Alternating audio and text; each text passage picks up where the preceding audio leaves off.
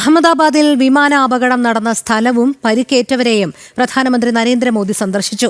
സ്ഥിതിഗതികൾ വിലയിരുത്തിയ പ്രധാനമന്ത്രി പരിക്കേറ്റവർക്ക് മികച്ച ചികിത്സ ഉറപ്പാക്കണം എന്ന നിർദ്ദേശം നൽകി.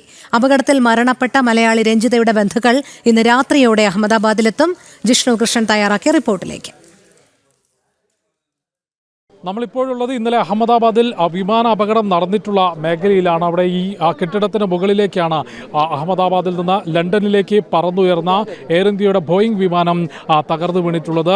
നിലവിൽ ലഭ്യമാകുന്ന വിവരപ്രകാരം ഏകദേശം 290 മുകളിൽ മരണം അനൗദ്യോഗികമായി സ്ഥിരീകരിച്ചിട്ടുണ്ട്. കൂടാതെ 60-ലധികം ആളുകൾക്ക് പരിക്കേറ്റിട്ടുണ്ട്. 20-ലധികം പേരുടെ നില അതീവ ഗുരുതരമാണ്. പ്രധാനമന്ത്രി നരേന്ദ്രമോദി ഇവിടെ ഈ ദുരന്തം നടന്ന സ്ഥലത്തും ഒപ്പം ആശുപത്രിയിലും നേരിട്ട് സന്ദർശിച്ചുകൊണ്ട് സ്ഥിതിഗതികൾ വിലയിരുത്തി. അദ്ദേഹം നൽകിയിട്ടുള്ള ഏറ്റവും പ്രധാനപ്പെട്ട നിർദ്ദേശം പരിക്കേറ്റവർക്ക് മികച്ച ചികിത്സ ഉറപ്പാക്കണം, അതിൽ യാതൊരു തരത്തിലുമുള്ള വിട്ടുവീഴ്ചയുണ്ടാകരുത് എന്ന നിർദ്ദേശമാണ് പ്രധാനമന്ത്രി നരേന്ദ്രമോദി നൽകിയിട്ടുള്ളത്. ഇന്നലെ മുതൽ കേന്ദ്ര ആഭ്യന്തരമന്ത്രി അമിത്ഷായും കൂടാതെ വ്യോമയാന മന്ത്രിയും സംഭവ സ്ഥലത്തെത്തിക്കൊണ്ട് സ്ഥിതിഗതികൾ പരിശോധിക്കുകയും ആശുപത്രിയിലും ദുരന്ത സ്ഥലത്തും നേരിട്ട് സ്ഥിതിഗതികൾ വിലയിരുത്തിയിരുന്നു. വ്യോമയാന മന്ത്രാലയത്തിന്റെ വിദഗ്ധ സംഘം പരിശോധന നടത്തുകയാണ്. ഫോറൻസിക് വിഭാഗവും NSG സംഘവും പരിശോധന നടത്തി ഈ മേഖലയിൽ നിന്നും മടങ്ങിയിട്ടുണ്ട്. ഏകദേശം 5 മണിക്കൂർ നീണ്ടുവന്ന പരിശോധനയാണ് ഫോറൻസിക് വിഭാഗം നടത്തിയിട്ടുള്ളത്. നിലവിൽ ദേശീയ ദുരന്ത നിവാരണ സേനയുടെ അംഗങ്ങളാണ് അവസാനവട്ട പരിശോധനയും ഈ വിമാനങ്ങളുടെ അവശിഷ്ടങ്ങൾ നീക്കുന്ന പ്രവർത്തനവും ഈ അപകടം നടന്ന മേഖലയിൽ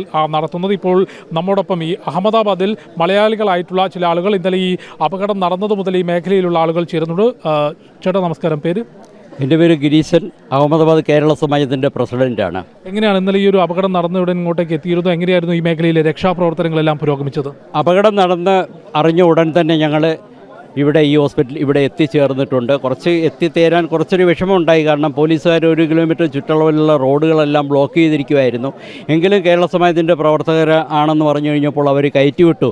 എത്രയും പെട്ടെന്ന് തന്നെ വരാനുള്ള താല്പര്യം കാണിച്ചത് ഞങ്ങൾ മെയിനായിട്ടും ഇവിടെ നമ്മുടെ നാട്ടിൽ നിന്ന് വന്നിട്ടുള്ള മലയാളികൾ സ്റ്റുഡൻസ്, മലയാളികൾ ഡോക്ടേഴ്സുണ്ട്. അപ്പോൾ അവരുടെയൊക്കെ കാര്യങ്ങളിൽ ഞങ്ങൾക്ക് വളരെയധികം ആകാംക്ഷയുണ്ടായിരുന്നു. അപ്പോൾ അവരിൽ ഇവിടെ വന്നു കഴിഞ്ഞു. ഞങ്ങൾ അവരുടെ നമ്പറുകളിലെല്ലാം ഞങ്ങൾ ബന്ധപ്പെട്ട് കഴിഞ്ഞപ്പോൾ അവരെല്ലാവരും സുരക്ഷിതരാണ്.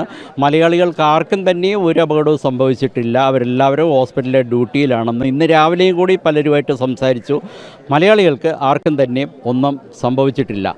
പിന്നെ മറ്റൊന്ന് നമ്മളുടെ അറിയാൻ കഴിഞ്ഞത്, ഈ ഫ്ലൈറ്റിൽ നമ്മുടെ കേരളത്തിൽ നിന്നുള്ള രഞ്ജിത നായർ, ആ പേര് കേട്ട് ഫ്ലൈറ്റിലെ ലിസ്റ്റ് കംപ്ലീറ്റ് പാസഞ്ചേഴ്സിൻ്റെ ലിസ്റ്റ് കണ്ട ഉടനെ അത് ചെക്ക് ചെയ്ത് കഴിഞ്ഞപ്പോൾ തന്നെ ഞങ്ങൾ ഹോസ്പിറ്റലിൽ വന്നു കഴിഞ്ഞു. ഇവിടെ കഴിച്ചു കഴിഞ്ഞപ്പോഴാണ് അറിഞ്ഞത് ഫ്ലൈറ്റിലുള്ള കംപ്ലീറ്റ് ആൾക്കാരും എക്സ്പയർഡ് ആയിട്ടുണ്ടെന്ന് അറിഞ്ഞു. എങ്ങനെയാണ് ഈ രഞ്ജിതയുടെ മൃതദേഹം വിട്ടുകിട്ടുന്നതിന് അവരുടെ ബന്ധുക്കളായി സംസാരിച്ചിരുന്നു? അവർ ഇങ്ങോട്ട് അഹമ്മദാബാദിലേക്കുള്ള യാത്രയിലാണെന്നാണ് മനസ്സിലാക്കുന്നത്.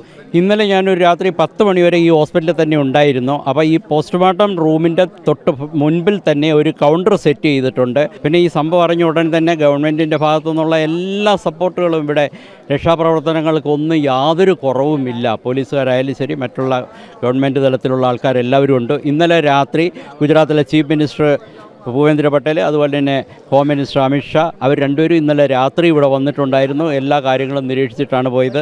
ഇന്ന് പ്രൈം മിനിസ്റ്റർ വന്നു. ഈ സംഭവം നടന്ന സ്ഥലവും അതുപോലെ തന്നെ ഹോസ്പിറ്റലും സന്ദർശിച്ചിട്ടാണ് പോയിരിക്കുന്നത്.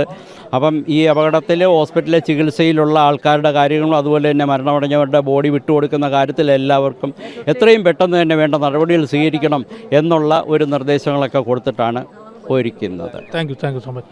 പ്രധാനമന്ത്രി നരേന്ദ്രമോദി ഒപ്പം കേന്ദ്ര സർക്കാരുമായി ബന്ധപ്പെട്ട വൃത്തങ്ങളും വിശദമായിട്ടുള്ള പരിശോധന ഈ ഒരു അപകടവുമായി ബന്ധപ്പെട്ട് ഇതിനോടകം തന്നെ നടത്തിയിട്ടുണ്ട്. ഒപ്പം കൃത്യമായിട്ടുള്ള അന്വേഷണം ഈ അപകടം നടന്നിട്ടുള്ള മേഖലയിലും, ഒപ്പം എങ്ങനെയാണ് എയർ ഇന്ത്യയുടെ ഈ ബോയിങ് വിമാനം അപകടത്തിൽപ്പെട്ടത് എന്നത് സംബന്ധിച്ച് കൃത്യമായിട്ടുള്ള അന്വേഷണവും പുരോഗമിക്കുകയാണ്. അത് വ്യോമയാന മന്ത്രാലയത്തിൻ്റെ വിദഗ്ധ സംഘവും ഒപ്പം എയർക്രാഫ്റ്റ് ആക്സിഡൻറ്റ് ഇൻവെസ്റ്റിഗേഷൻ വിഭാഗത്തിൻ്റെയുമാണ് അന്വേഷണം പുരോഗമിച്ചുകൊണ്ടിരിക്കുന്നത്. കൂടാതെ എയർ ഇന്ത്യയുടെ CEO സംഭവ സ്ഥലത്ത് നേരിട്ടെത്തി സ്ഥിതിഗതികൾ വിലയിരുത്തിയിരുന്നു. അത്തരത്തിൽ വളരെ വിശദമായിട്ടുള്ള അന്വേഷണം നടക്കുന്നു. പറന്നുയർന്ന് 3-4 മിനിറ്റുകൾക്കുള്ളിലാണ് ഈ വിമാനം നിയന്ത്രണം വിട്ടുകൊണ്ട് അസ്വാഭാവികമായി താഴേക്ക് പതിച്ചുകൊണ്ട് ഈ BJ മെഡിക്കൽ കോളേജ് ആശുപത്രിയുടെ ഹോസ്റ്റൽ ഉൾപ്പെടെ നിലകൊള്ളുന്ന ഈ പ്രദേശത്തേക്ക് തകർന്നു വീണത്.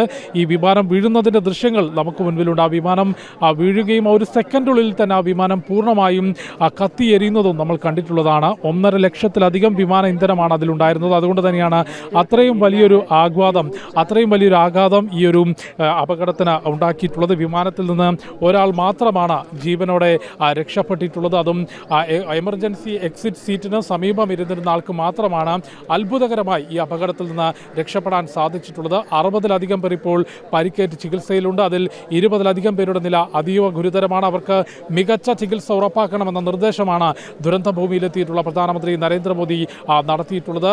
ഒപ്പം നേരത്തെ നമ്മൾ സൂചിപ്പിച്ചതുപോലെ ഈ അപകടവുമായി ബന്ധപ്പെട്ട മനുഷ്യസാധ്യമായിട്ടുള്ള എല്ലാ ഇടപെടലുകളും രക്ഷാദൗത്യവും കേന്ദ്ര ഏജൻസികളുടെ ഭാഗത്തുനിന്നും കേന്ദ്ര സംസ്ഥാന സർക്കാരുകളുടെ ഭാഗത്തുനിന്നും രക്ഷാദൗത്യത്തിനെത്തിയിട്ടുള്ള മുഴുവൻ ഉദ്യോഗസ്ഥരുടെ ഭാഗത്തുനിന്നും നടത്തി എന്നുള്ളതാണ് ഈ ദേശീയ ദുരന്ത നിവാരണ സേനയുടെ ഉന്നത ഉദ്യോഗസ്ഥരും ഒപ്പം ആ രക്ഷാദൗത്യത്തിന് ദൃക്സാക്ഷികളായിട്ടുള്ള ആളുകളും പറഞ്ഞിട്ടുള്ളത്. അഹമ്മദാബാദിൽ ഈ വിമാനാപകടം നടന്ന മേഖലയിൽ നിന്നും ഉണ്ണി കെ വാര്യർക്കൊപ്പം ജിഷ്ണു കൃഷ്ണൻ, ജനം.